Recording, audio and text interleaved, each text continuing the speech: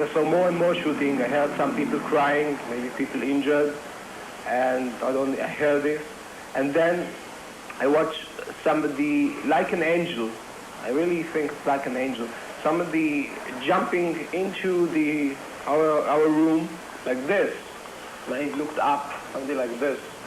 And it was really something, an angel.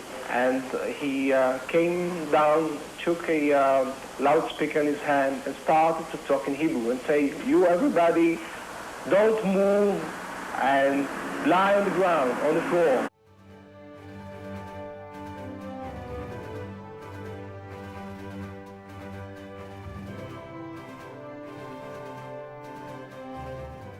June 27, 1976, Air France Flight 139 took off from Tel Aviv, Israel, carrying 246 passengers. It was headed towards Paris, France. The plane stopped in Athens, Greece for a scheduled landing to board more passengers.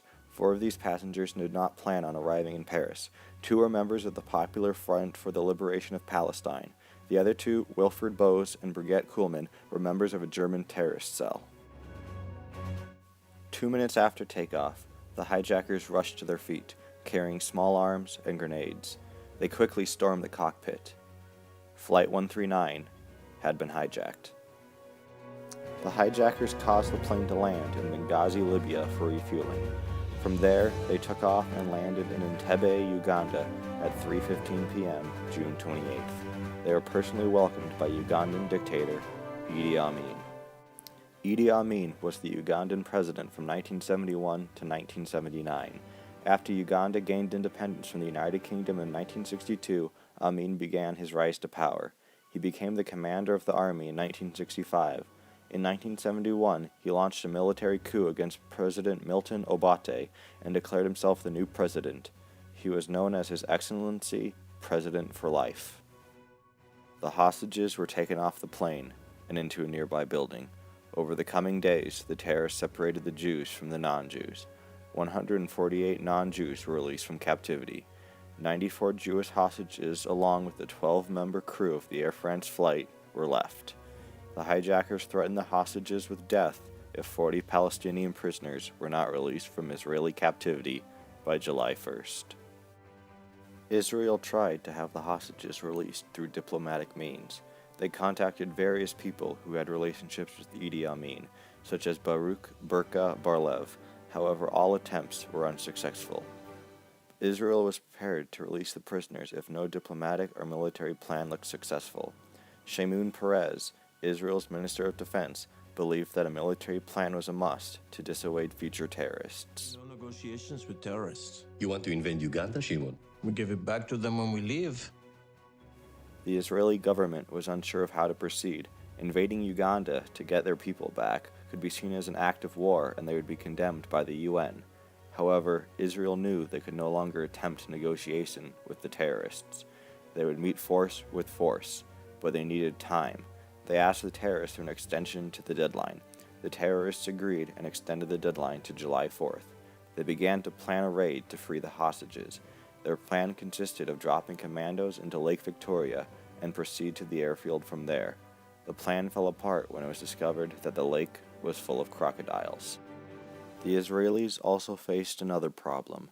None of their aircraft could travel the distance necessary on one tank of fuel, and they lacked the ability to refuel in air.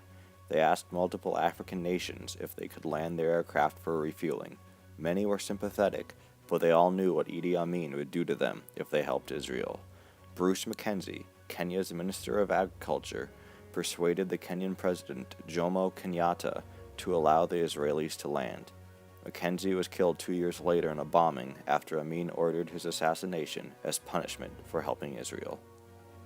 Mossad, Israel's intelligence agency, interviewed the released hostages to build an accurate database of the airport and where the hostages were kept. After multiple days of planning, 4 C-130 Hercules transport aircrafts departed, carrying the Israeli task force. The task force was formed of around 100 personnel, which included intelligence and support personnel, including Brigadier General Dan Shamron, a 29-man assault force of deadly commandos led by Yonatan Netanyahu, and then a securing force. The operation was commanded by General Yakatul Adam. The strike force landed under the cover of night. They drove a black Mercedes followed by an escort of Land Rovers, resembling the motorcade of Idi Amin, hoping to fool the security at the airport. The ruse fell apart because the guards at the airport knew that Amin had recently bought a new white Mercedes, replacing his black one. The guards were quickly dispatched with rifle fire. The Israelis exited their vehicles and breached the building. They shouted, stay down, we are Israeli soldiers," in English and Hebrew. However, 3 of the hostages stood up and were shot dead by the Israelis, who believed them to be the hijackers. Hijacker Wilfried Bose entered the room and fired at the Israelis before being quickly gunned down. The hostages then pointed out what room the rest of the hijackers were in, and the Israelis shot down the final 3 hijackers. Outside, Israeli forces were destroying MiG fighter jets to prevent a Ugandan pursuit. As the Israelis loaded the rescued hostages onto the C-130s, Ugandan soldiers began to fire from a control tower. 5 commandos were injured, and unit leader Yonatan Netanyahu was killed. The Israelis quickly returned fire, killing 33 to 45 Ugandan soldiers. The Israelis loaded the planes and left the airport after only landing 53 minutes before.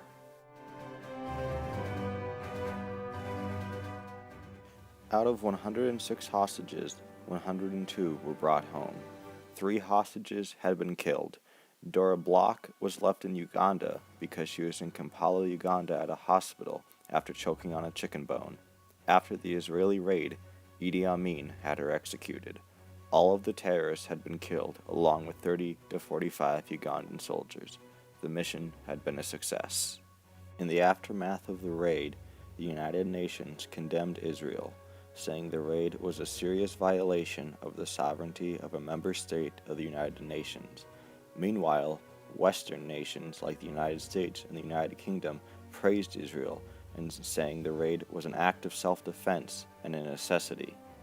Israel had been faced with a conflict, and they decided that the best compromise was no compromise at all.